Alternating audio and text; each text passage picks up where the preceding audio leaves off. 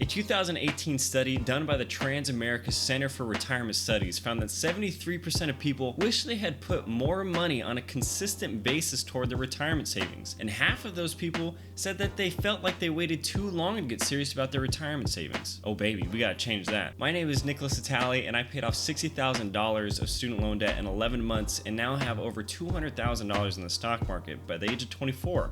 Let's get into it. So, what is a traditional IRA? If you haven't watched my video on what a Roth IRA is, I'd say go watch that one first because it explains what capital gains tax is, and then come back to this one so you have a better understanding of what's going on. A traditional IRA is an individual retirement account. It's just an account. It's an account you can invest inside of. You can invest stocks, mutual funds, index funds, but if you put cash into a traditional IRA, it's just gonna sit there. You need to buy a stock or an index fund if you want it to grow. It has the same contribution limit as a Roth IRA, $6,000 a year, and $7,000 a year if you're 50 or older. For those of you budgeting at home, that means you could put $500 a month into your traditional IRA, and by the end of the year, you'll have fully maxed it out. What I like to do is invest $550 a month into my IRA account, and then by November, it's all maxed out, so then I can use what I would have invested for Christmas gifts. It's a big brain move. The contributions in a traditional IRA are pre-taxed, and then when you withdraw, the entire amount is taxed. A quick recap for traditional IRAs. You invest inside of them, meaning you have to buy a stock, a mutual fund, or an index fund. Contribution limits are $6,000 a year, unless you're 50 or older, and then it's $7,000 a year. It's pre-tax contributions, and the entire amount is taxed upon withdrawal. Enough jargon, let's get into some real deal numbers here. The way the tax break works for a traditional IRA is like so. Let's say you make $100K a year. It's pretty nice, right? And you're taking $6K of that from your employer, and it's going straight into your traditional IRA.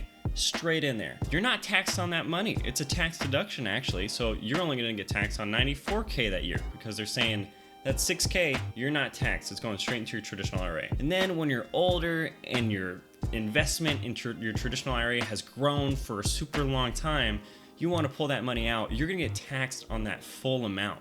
When you withdraw, you get taxed on the full amount. That's how it works. You're not taxed going in, you're taxed coming out. In short, you can deduct your contributions on your annual taxes, but when you're 59 and a half and you're pulling it out, you're gonna pay taxes on it then. They won't tax you on that money once, but they're not gonna not tax you on that money twice. Usually you can tax deduct your entire contribution. However, there are certain circumstances where you would not be able to do that. For example, if you're married and you and your partner filed jointly on your tax return and your spouse is covered by a retirement plan at work, and as a couple your modified annual gross income is more than $105,000 but less than $125,000, you'd only get to do a partial deduction. This is coming straight from the IRS.gov. This is very specific circumstances, but it's good to know. If you went and watched the Roth IRA explanation video, essentially with a Roth, you get taxed going in. Traditional, you get taxed going out. So which is better?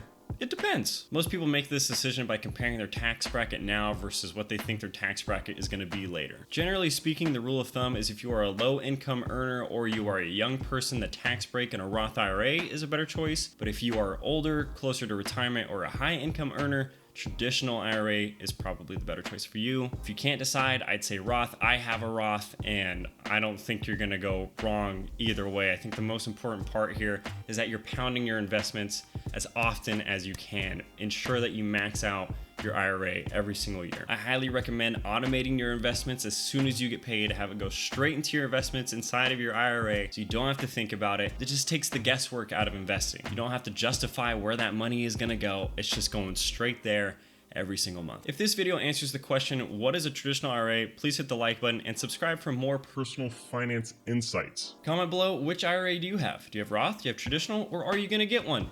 Let me know, and I will see you in the next one.